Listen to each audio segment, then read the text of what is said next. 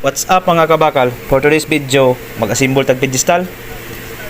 Ato ning sugdan og atong weldingon mga kabakal. Ang gigamit nako ani nga kabilya mga kabakal, 25 mm sa bukog niya ug sa outer stirrup niya 12 mm.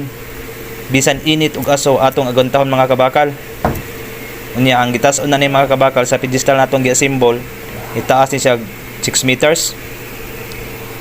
Shout out ko sa akong mga kapwa kabakal nako diha nga sama nako nga halos taga-adlaw magbasa ang t-shirt tungod sa singot, pero atong aguntahon mga kabakal tungod sa pamilya nga usa sa inspiration sa atong panarbaho. Ato ning weldingon mga kabakal.